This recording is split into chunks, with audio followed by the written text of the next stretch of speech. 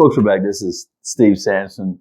No co-host today because this is a one-on-one with Jesse Law, Clark County Republican Party chairman. And Jesse was so gracefully decided to come on at the very last minute, and we really, really appreciate that. My pleasure, you know that. To discuss what's going on with the Clark County Republican Party. Jesse, tell us about yourself. We haven't seen each other since that election, right? So it's been a couple months, at least since I've been on here. Just reelected to the next 2 year. Thanks. And condolences. They all say that. Just reelected to the next 2 year term. Okay. And it's important. We're doing this for 2024. And it's for all the stops. I'm thinking about how long has it been? 17 years or 16 years by the time that's up? It better be for something. Yeah. And, things are going well. But, I probably get the most joy out of being a father. I have 3 kids. And, really, really love fighting for our community. We have good members, for instance. They're just looking for a solution. They're looking to be empowered. What can we do to make something happen? And I've got a lot of members like that. So I listened to you sung the national anthem yesterday at the Central Committee meeting. I think that was the best one. Really? Were you mad? There's a lot of passion, wasn't that one? Was it? Well, listen. No, I had a little bit of attitude, and that's what it is, right? That adds character and personality. Yeah, attitude is good when you're singing. So no, the whole point of the attitude, people like to get under your skin, and it doesn't really work. Like at least with the singing that, I enjoy it. Other people enjoy it. That's all I need. But I kept getting harassed, he sings it all the time. Listen, Why don't you sing it? That's what I would have said. Well, I had one person who wanted to, but no, I'd have people cancel or whatever. But I was like, you know what? I'm going to sing this one. Yeah. So I just did it. Plus, I'd had some different stresses or whatever, and I don't get that many opportunities to perform. So yeah, I was letting out some of that attitude, and it was fun. I was having fun with everybody. I forgot what I was going to say. Yeah, I know what I was going to say.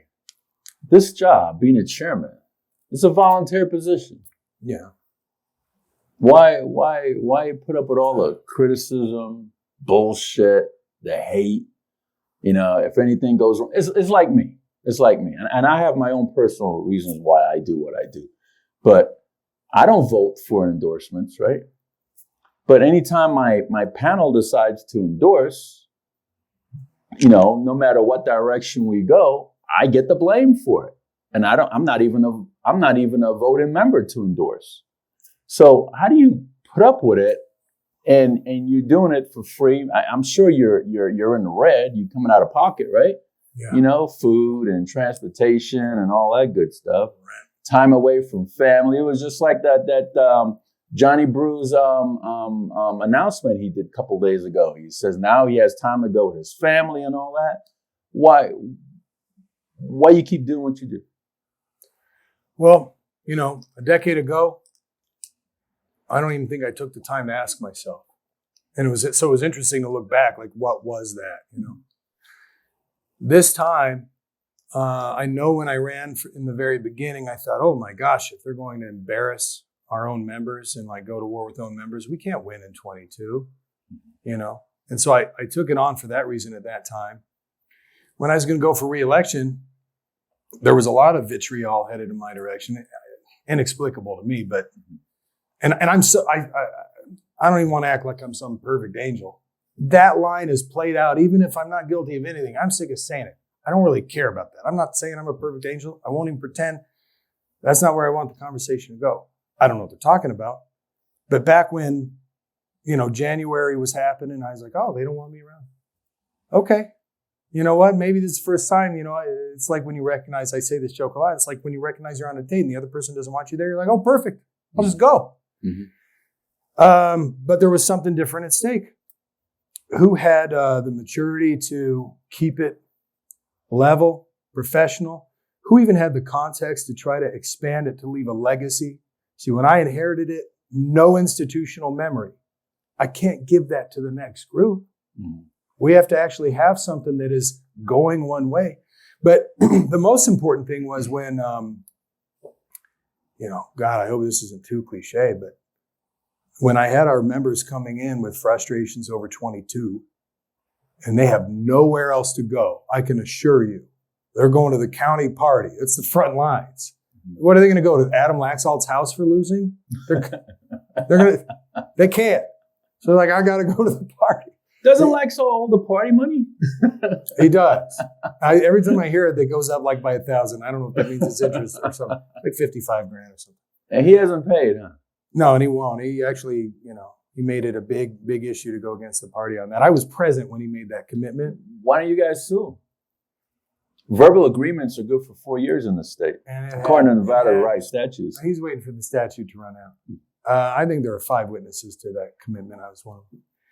But anyway, I mean, my point was I had all those people. It's not like they could go beat down Adam Laxalt's door or Joe Gloria's door or some weird thing. They have the first line that they go to is going to be the county party. They don't know where else to go. So they come in and just to stop you right there, Joe Gloria is no longer the elector.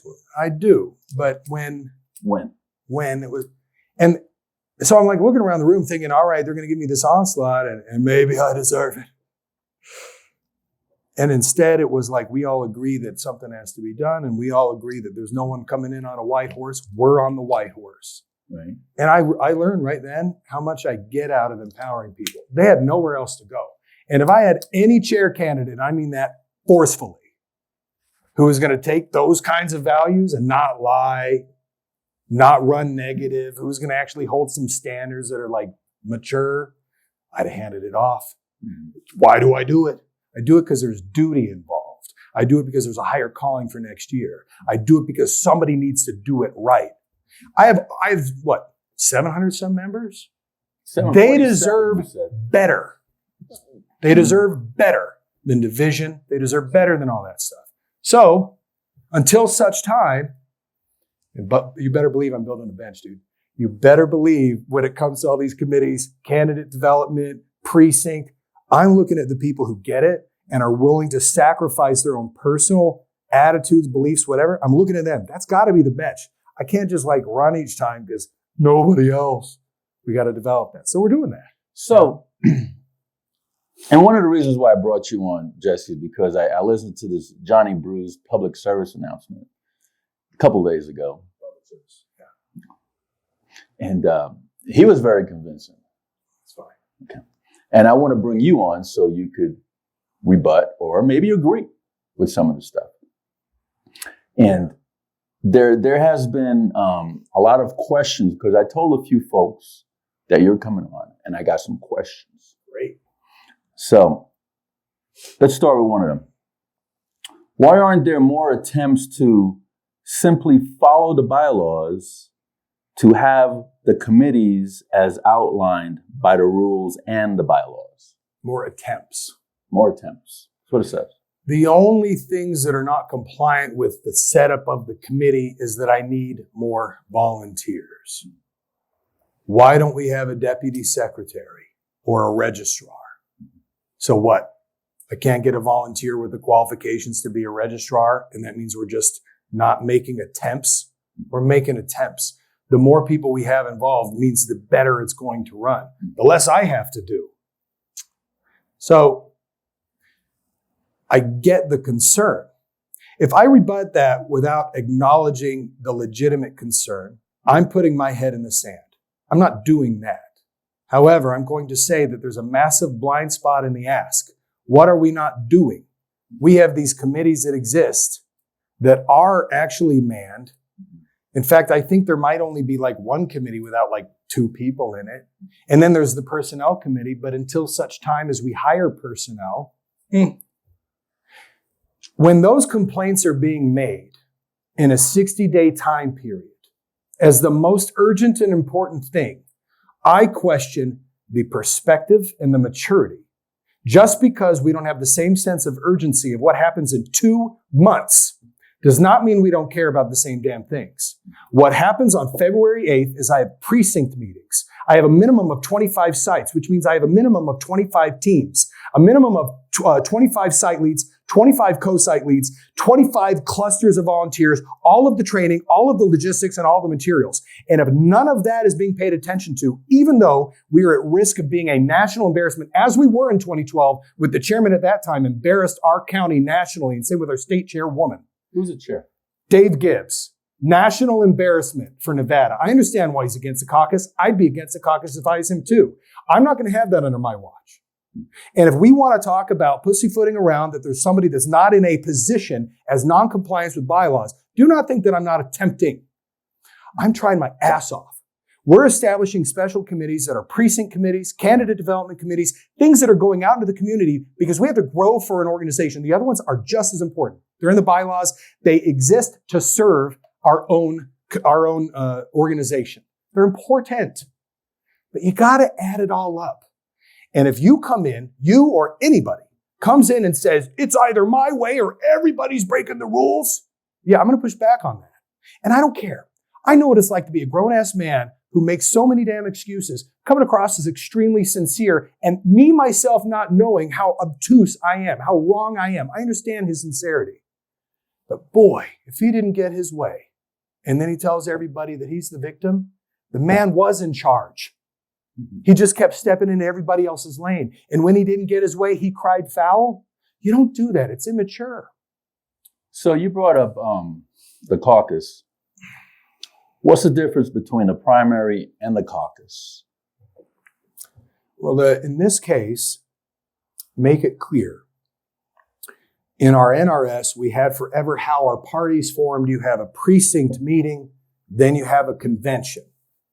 The county convention is the party at that point, and then you carry it forward from all the meetings. You cannot form a convention unless you have a precinct meeting. What is a caucus?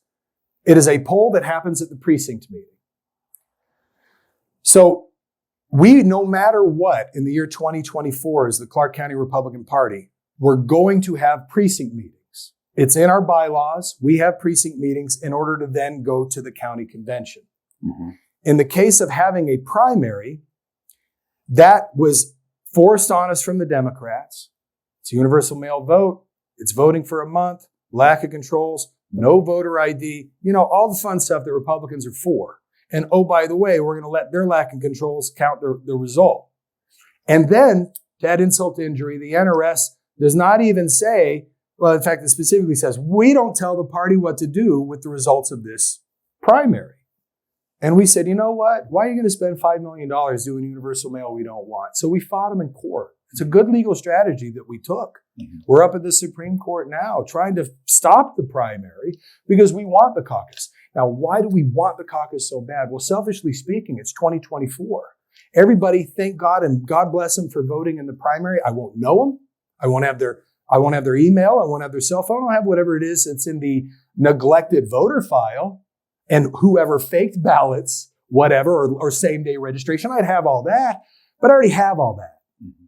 What I wanted was to jumpstart 24, like I jump-started in 16, like I jump-started in 2008, when we had everyone showing up as the first part of the year.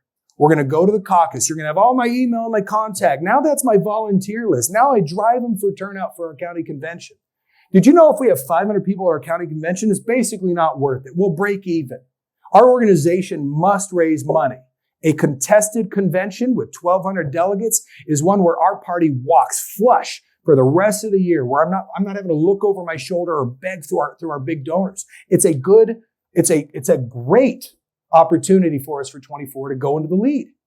I understand that there is confusion that we've been put in this position from the Democrats, but I'll tell you what, it's a manufactured controversy from people with personal agendas to create some problem where people want to send emails, many of them not Republicans, saying, hey, don't do that primary.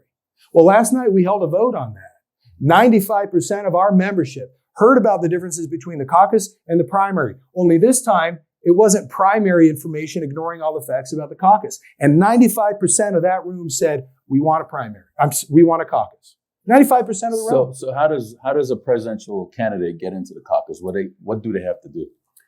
They have to sign up with the state in a 45-day window. That's not a President Trump reference. Mm-hmm. It was actually tied to fundraising deadlines, believe it or not. Mm-hmm. But they have to pay $55,000. Mm-hmm. I'd like to point out that that fee covers the costs of all the caucus. That's not money that I'm raising or that the state's raising. It's from It's our not going to pay candidates. your mortgage, right? It's not paying my mortgage, boy. But it is going to pay things like site insurance, and there are minor costs because these are schools and community centers that we intend to rent for the day, and it's not a lot of money. You've done a lot of community events, but there's a lot of logistics involved. And guess what? $55,000 sounds like a lot of money. And did you know South Carolina has a $50,000 fee? And did you know what Iowa has a $30,000 fee? Did you know what Florida has a $100,000 fee? I mean, we charged before too. So somehow there's a chorus of naysayers with all these new facts coming to light. No, these are people that are trying to stick their little sticks into the spokes of the wheel of our bicycle. So this has been going on before. Yeah. Like when was the first one? 2016, I think it was? No, 2008. 2008. Is when it was really publicized because you had the Obama-McCain things going on, And that was my experience. I was a precinct or whatever in charge of one school's caucus at one time, the first one that came out. Perfect. We're going to go ahead and adopt you for this next one. I think I'm too busy. I'm a little deaf in this I'm area. busy. I got stuff going on, Yeah. Now look, new circumstances, bringing old information to light as though it's brand new. It is new circumstances. So it is confusing to have a primary and a caucus. But I actually blame the Democrats for that. And I think that we stand on solid ground when it comes to justifying why a caucus is better. And we have a vote this weekend in Winnemucca where we're going to talk about those rules with the membership for the state party. So Johnny Bruckheimer? Brookhagen, sorry. Gesundheit. Brookhagen. And he made a comment and said that if you vote for a Democrat, you're out the party. True? Nope, not true at all. Because I just wanted to tell you that I'm voting for Shelley Berkeley. I'm getting you out of the party for other reasons, Steve. We've already. I just want to tell you that because I'm not voting for that Republican that's running, because there's no way that person could be a mayor so self-absorbed and arrogant. I could never vote for somebody like that to be mayor. And there's no. But other you voted for me. Oh, but I was for chair, not mayor. I understand. There's a difference. And there's no other Republican. Oh, yes, there is. There is Irina Hansen. Yeah, and there's some men and women who are popping up otherwise. Dan Henderson, I think, is a guy. I think I heard of him. Yeah. I talked to him over the phone. But no, that's what I call a ghost story. Okay. In fact, when Johnny ran, he ran on lies and divisiveness. Full stop. Okay. And he justified it when there was something that was a lie about, say, Heather Florian. He lied about her, said that she was pay to play. Very rude. Also untrue. I like Heather. Heather's just trying, man. Mm-hmm. And she tries really hard. She puts her heart and soul into it. I respect that. Mm-hmm. But if you don't even apologize for it, and then instead you say, well, it's something I heard, so I spoke on it. That's called gossip. Mm-hmm. And it's not okay. Mm-hmm. And I would say that when you have unverified ghost stories surrounding the caucus and the primary, again, it amounts to gossip. Mm-hmm. And no, you're not kicked out of the party. What we were talking about in that rule change was that if you wanted to be a delegate to the national convention, it's a privilege. Mm-hmm. And if you're a person who endorses someone from the other party in a general election, you shouldn't carry the privilege of standing for your party at the national convention. And that's not unique to Nevada. They've got some pretty strict rules in other states. Florida, you have to sign a pledge, a loyalty pledge to your own party, its leaders, your elected officials, that you can't break or you're out. A pledge. Oh, wow. Yeah, so we're over here like no barrier to entry. Come on down. We want your participation. And how could anybody do that if they run a nonpartisan group such as I? I agree. There are a different set of rules out there in Florida. But what we were actually talking about was a set of rules that was about national delegates. No one's getting kicked out of the party for this and that when it comes to somebody's private behavior. But I don't think that they should be representing the party to the national convention if, for instance, there are Republicans supporting a statewide Democrat in a general election race. They shouldn't. I think that's pretty reasonable. Okay. When people want the financials or the member lists or want to change a bylaw, why aren't there standard operating procedures for that? Well, I can tell you that there are, certainly with the financials. You just contact the treasurer. I've had people go and see her, and she's told me on every occasion she's willing to go and do that. She does these presentations at the meeting. She says, "Come and see me." If anyone ever contacts me, I pass them to her. They communicate and they're satisfied. So there is standard operating procedures for that. There's standard operating procedures for the member list. It just takes time to prepare. Our secretary's mother had a scare to the point where they said hospice. Now, fortunately, God intervened and there is no hospice, but she's still mom to all of the family while mom's in trouble. She had no opportunity to actually manage that member list. I literally had to step in and help and get some other folks to help. And my deadline was to make sure we had everything correct in time for Tuesday. And so this reference, I believe, was John Brookhagen had asked for a member list the Tuesday before. I told him to his face what it would take and have an expectation for Tuesday. I call that a standard operating procedure. Not only that, in the bylaws, it says we have 30 days to turn it around. So that's not, the third one was in terms of changing the bylaws. Well, they do, but it's a committee. They can decide whether they want to hear something or not. And I do have a member who has put in a lot of dilatory things that were no good. And they were summarily thrown away. Now, we had some maybe back in January or whatever that we voted it down and then the person wanted to bring it up again. And it's sort of discretionary, but I would call that a dilatory motion. Nevertheless, I have a new bylaws chairman for the express purpose of handling that. The other person was catching everything. Do you have a parliamentarian? I haven't seen one since Jordan Ross. I have a bunch of experts in parliamentary procedure. You know them. We have Rob Tyree. We have Kathy Noose. Kathy Noose is fantastic, and she's a good counterbalance to Rob because she actually disagrees with Rob sometimes. So she helps. You know what I mean? So he made an allegation saying that the treasurer is also the finance chair or something like that, like the fox watching the hen house type of situation. How does that work? This is a man that after 3 days of me not texting him back, he went and saw an attorney. I was sick that weekend and I didn't want to text him back.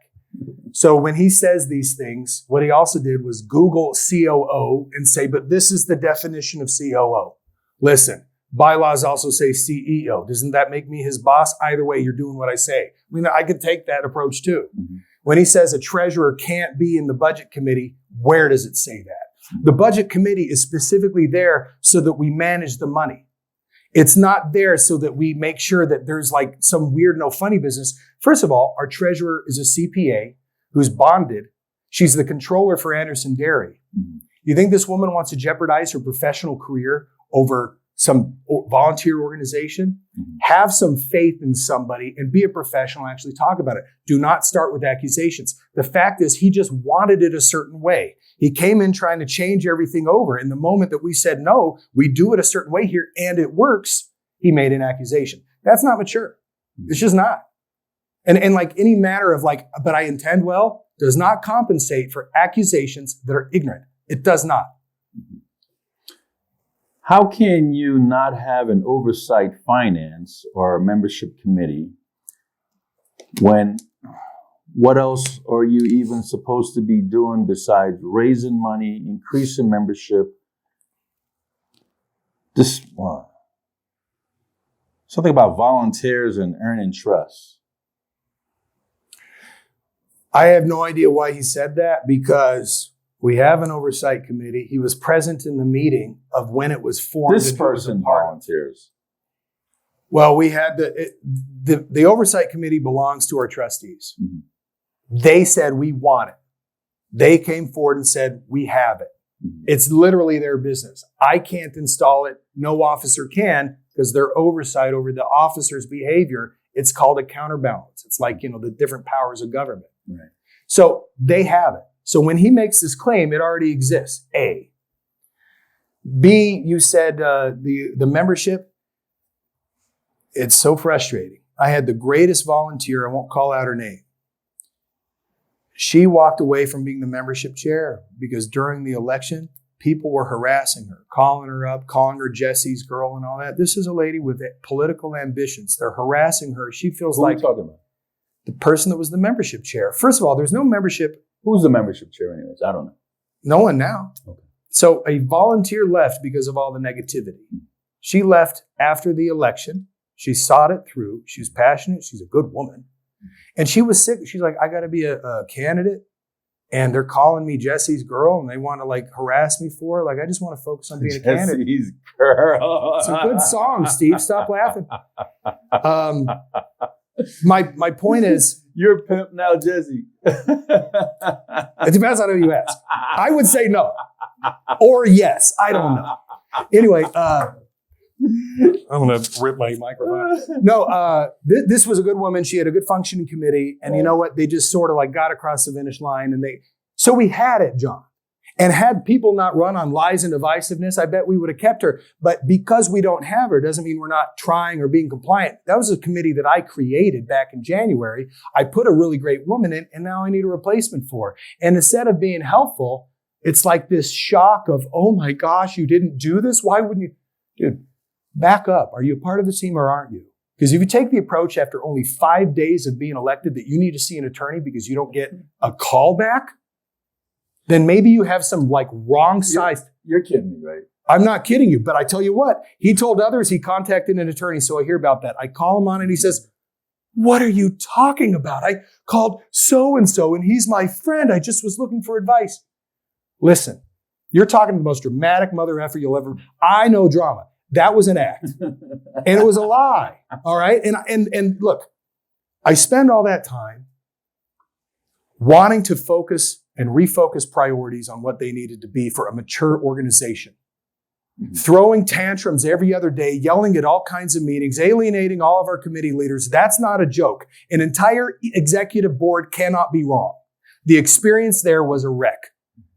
If he was so sincere as you say, why was it 2 days before the meeting that he wants to blow it up in some kind of controversy? What? In hopes 6 days before the Winnemucca meeting that he's going to get some political result? I've got some news for you.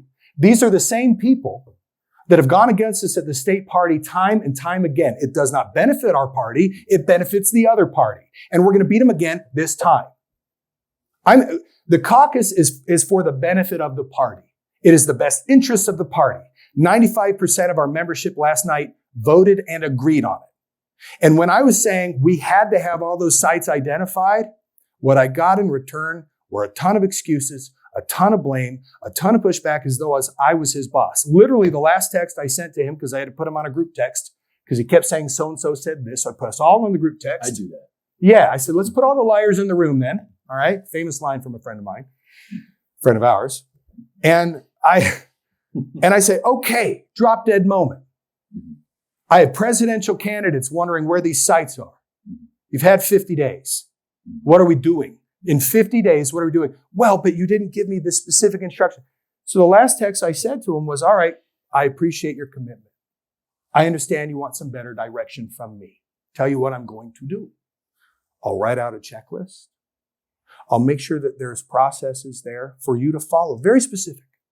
And I'm going to get it approved by the E-Board, which means the E-Board will vote to mandate that he follows it. That's what that meant. Maybe he didn't pick up on that, but that's what that meant. And basically, if you want to treat me like I'm your boss, I'll be your boss, baby. And not 6 hours later, he goes and resigns and he pours gasoline on our party, lights a match in what? Hopes that there's retribution because he wasn't good at this? Look, if you sign up for a job hoping that you're going to get stage time and be on camera and find out it's all the logistics, yeah, I understand. I'd be pissed off too. Mm-hmm. But it was always the logistics job. Next time, don't run for chair. Get talked into going to vice chair so that woman can run for chair and fall for it. Next time, don't do that. So how are you going to replace him? You're just going to appoint somebody, right? Yeah, Steve, we already talked. You're going to be next, right? You want all the drama? So, or you have enough? I got enough. Actually, no. I got a lot of drama. We had our executive board get together last night. I asked them to accept my recommendation, which was Devin Livesey, who's on the board. Devin Livesey has 10 years of political operative experience from a senior level, by the way, like an organizer. He's a professional in the field. But his sole duty was to get us caught up on the caucus. This is a guy that was a liaison for the state party the whole time on the caucus. He actually knows it. He also knows the field of politics. I had us all gathered and I go, all right, Devin, are you going to be nice to volunteers? That was I wanted him to at least be nice because we have to have so many people. And the e-board voted to accept it. And, if he does a good job, I bet the membership's going to vote to accept his position as well. So, speaking of Jesse's girl, is Natalie Thomas one of Jesse's girls? Sure.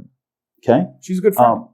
Because I don't know that she characterizes that, but she's my friend. Is she the true chair of the county party? Because they're saying that she does everything. Yeah. Look, if they want to put distance between Natalie and I over her good works, I don't fall for that trick. All right. Try harder. First of all, Natalie and I have differences that cause, distance between us. I don't like. I feel you. Like, I don't like. You do, don't you? I do. You do. I do. I feel well, it. the stuff on Facebook, I'm like a little bit less, Mm-hmm. But I stand right in front of anybody want to take a shot at my people. Mm-hmm. So they want to take a shot at her and try to pretend or whatever. Go through me. No, she's not the freaking chair. Okay. Nor does she want to be, by the way. Is there a blacklist? People you won't work with? Sure. Yes. Who are they? Wouldn't it be best if we just made it public so there's no more questions about who's allowed to help? So I jumped to say, sure, yes, mm-hmm. just because I don't care about all this stupid drama. Mm-hmm. What I told John Brookhagen was, I have a naughty list. And then I said this. Are you Santa Claus? I'm Santa Claus. I am Santa Claus. I give all the presents and all the work is what I give. All the drama. Ask anybody. Jesse's girl. Santa Claus, yeah. And you have girls. Apparently. All right. Let's put it to rest very, very specifically. John wanted to play in the caucus. He had a lady that wanted to volunteer. She said, I've never spoken to Jesse Law. Well, this lady, maybe she's never spoken to me. She was responsible for all of our members not being able to even get in to the party 2 years ago. She was responsible for suing us, preventing us from getting in front of it. We had to sue her back. And the one thing that, the only time apparently she's ever spoken to me was when she sent an email telling me, and it's many paragraphs, but I'm going to go ahead and just read like the first line. You're probably one of the most evil, despicable people walking. Loser. You? Yeah. All this stuff, lawless, just all this stuff. You need to tell those people to go sit down in family court and they'll see a whole bunch of losers and people that are just My point crazy. with John was different though. It's not that I said, John, I'm begging you to understand me. And I was this colorful because I enjoy it. Mm-hmm. I'm begging you to understand. I don't want a list like this. I don't. But I have to know that first of all, if you're thrice bitten, I'm twice shy. All right. If it keeps happening, if their hatred is as constant as the flow of a river, there's nothing I can do to get in front of that except for accept it for what it is. So I have a principle about this, Steve, that I want you to hear. Lois or any of those people, my standard is the only one I could come up with is biblical. And I'm not learned. I barely pray. I just love the Lord. Okay? The prodigal son's very straightforward. The master loses his son. Son comes back, throws off all the bad behavior, asks for forgiveness, says, I won't do it again, and is welcomed back. How about this? Instead of coming to every meeting or running elections to try to undermine, embarrass, humiliate, destroy one another, how about you come in and act like mature adults, act like Republicans, get on the same team with us, go defeat the Democrats and elect Republicans. In those scenarios, they're all welcome in. Every single one of them. I will drop every ounce of pride. My message to all of them and all my volunteers, I will do whatever it is to keep my side of the street clean, but I will not allow people to harm our organization. I will not. Well, speaking of that, some are saying that you're stopping people from joining the party. You're only picking selected few to come into the party. You're really making it hard for people to come and join the Republican Party. Is that a true statement? It is not a true statement. The people that even came in July, what was it? 70 people came in and signed up. I maybe found 35 of them or 30 of them not registered Republican. We have a standard at least that you're registered Republican when I have to run the voter registration records. If I see that they're Republican, or if I can't find them, I'll reach out. Are you Republican? Send me proof. And that's the standard. Then our members are the ones who are responsible for letting them in. So when they say I'm picking and choosing, it's actually up to the members. And I had a chief critic that was on the membership resolution here last Tuesday. Why? Because she finally decided to remain Republican long enough and not blow up the whole thing and email us and say she wants us to lose her contact. She would email us, lose my contact information. I don't want any part of this. I'm registered to something else now. Yeah. Every time you do that, it sets you backward and you can't join. But she kept her Republican registration long enough that she was on the membership resolution. This is one of my chief critics. Do I want a better standard? I do. I want higher standards for the people who can join. But as it is right now, you show up to a couple meetings as a registered Republican and our members vote you in, period. So I wanted to be in Winnemucca this weekend. Then come on up. And I was there last time. But I have issues. Okay. So Friday's my birthday. Happy birthday early. Got a brother coming up from Cali. That's exciting. Saturday is Power to Parents. That's less exciting. And my candidate's got a table there, so I got to go. Very exciting. Yes. Yeah.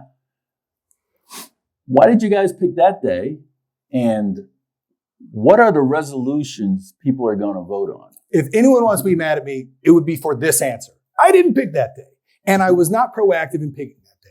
We have officers of the state party that pick these days. I show up. I'm like, oh, what's the calendar? Is it my buddy Michael McDonald? Did he pick that I day? can neither confirm nor deny that our state chairman has the final say. I'm going to have to choke him out. But listen, they propose a date. What do? I look at the calendar. If I don't see anything, it's a shame though. I should have looked at my birthday calendar because you're at the top of the list. You should have. Then you realize that's a bad weekend. Well, but my point is, I don't get involved in picking all those dates or anything like that. I just sort of see what the whole point is, and I go with the plan when it makes sense, and I push back when it doesn't make sense. Right? What's in the best interest? Now, I will say, what's in the best interest of Clark County is I get more meetings down here. I need that, and my membership deserves it. We are like well-oiled. Last night's vote shows that, and so I'm going to be hammering. Was that actually a vote? What? Last night? For the primary versus caucus. Well, it was a polling of the room, but everyone participated in it. It was non-binding. It's no different than just like, well, what do you think? Okay. And was there a quorum? 100%. Yeah. Okay. Yeah. Okay. Yeah. So 95% of the members are saying that that's what they want. So what are the politics belongs to those who show up? I didn't know if you knew that. I understand. What are the resolutions? Because this is a state party meeting in Winnemucca. What are the resolutions that are going to be voted on that specific day? The problem is I have a bro science approach to those specifics, but this is canonizing how we're approaching the caucus. I know that there are certain bloggers out there that send emails that have talked a lot about some of the different rules. I know that, for instance, there was one about who can be a surrogate at like the caucus meetings. And we took a really hard stance, and I agree with this, because the Federal Election Commission has said you can't work with super PACs. And so here's this party-sponsored event. We're saying, hey, no super PAC surrogates. You can have campaigns come in if that's what's funded. But if you're here for a candidate, you got to be from the candidate's committee if you're paid. And that's got some pushback, as though like we're doing some weird thing. So no NRA, And it's like, well, no, we're actually dealing with the Federal Election Commission. You try it, Another one was, whether or not to... Oh man, my mind's going blank.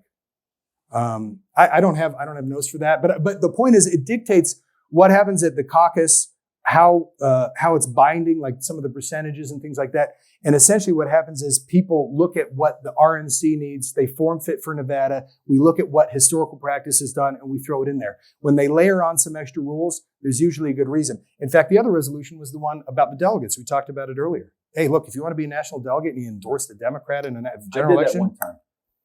Well, don't do it again. I did it. I did it. I did it the year when Michael McDonald was Sergeant at Arms. See, that's going back a long time ago. Turn out the lights and get cozy. Yeah, and McDonald left me there with all with the Ron Paul people. I remember. I liked you ever since. And somebody pulled out a gun or something. That didn't happen. And I was there with Bob Bears up in Reno because it was going after Bob Bears. I remember the whole thing. Undeserved. I didn't get shot. That's a good thing. But what are you looking for at this state party meeting? I want us to have what is reasonable and what the membership wants. I can tell you that in looking at what I know about our county members, it's 2-1 in favor of the caucus and rules that benefit the party from a grassroots perspective. They like that over a month-long primary that's mail-in. They just do. 2-1. Really hard odds to overcome. Any fanfare being thrown up on the news or whatever that it's going to be a tough weekend, people have their day in court. They're allowed to talk in the microphone, but there ain't no tough weekend. I know what the vote looks like. But I want us to actually be able to say, this is what we do, justify it as what's best for the party. I think we're getting there. I want us to have a reasonable approach so that any questions that are thoughtful, maybe there's some middle ground we can get to, but those conversations happen between now and Saturday. So if we can come to a solution, we can have a really productive floor meeting. We'll see if we can get there. Well, I handed in my proxy last night, so I hope that other people also will hand in proxies. You know, we have a number of people who have not yet, but I have to say, we're short a number of people from Clark to actually carry. So, we might be 3/4 of the way there or so. And people throw in stuff at the last minute, but I need more bodies, So it's too bad that we had a lot of conflicting things. We always enjoy, having you there and like you're kind of part of the program. So. Thank you. Well, I'm glad that you came out here. You didn't have to come out here and talk about what was said, but I'm glad you did do it. Yeah, me too. And it gives a lot of people a little bit better. I hope it gives a lot of people a better understanding about what's going on and your point of view. I always say that there's two sides to a story. There's your side, my side, and the right side. Whatever circus people think might have been going on just left the building. Okay. Did we cover everything? Is there anything that you want to cover that we haven't covered? Well, I mean, it's that you promised me dinner the other day, and I did promise you dinner, and we're gonna get to it. But you were supposed to come back earlier, and something happened. I don't know what happened. You didn't get back. We get tired and all that stuff. Being old. Okay. We'll do that hopefully very soon. Okay. Mark's gonna zoom in on you, and you have the final words. Tell people to go to their proxies, show up to Winnemucca, whatever you want to say. Sure. Join the party and point of contact. Sure. Hey, thank you all for watching with us. I'm Jesse Law, the chairman of the Clark County Republican Party. We're all going one direction for 2024. I'm really excited about that. If you consider all of the groups here in our state that are on the conservative end or Republican end as the Army, the Navy, the Marines, and the Air Force, we're all going one direction. We have a mission to accomplish. You are invited to that mission. 2024 is going to be exciting at a bare minimum. So if you want to go to ClarkCountyRepublicanParty.com, we'll all have a good time together. I want to meet all of you. Sort of the best and most important part of the job is when I get to meet folks and actually work with them. Those relationships are the thing that makes it worth it for me. So I look forward to seeing you, and hopefully we can have a good time next year. Well, thank you, Jesse Law, for coming on the show. I appreciate it. Folks, that's Jesse Law, chairman of the Clark County Republican Party, the largest county in Nevada. And any Republicans out there that wants to join the county party, or any Democrats out there that are independent Americans or libertarians that want to join, or no political party at all that want to join the party, get a hold of Jesse Law. This program was brought to you by Ron Quince, who's running for Congressional District 1, and Stephanie Phillips is running for U.S. Senate. And the Valentine's Day Ball is now moved to February 3rd, which is a Saturday, 2024. If you haven't got your tickets, it's going to be at the South Point Hotel and Casino. It was just down there. Michael Gahn is very gracious and to accommodate us for the second time in a row. This is Steve Sanson with Veterans in Politics. Until next time.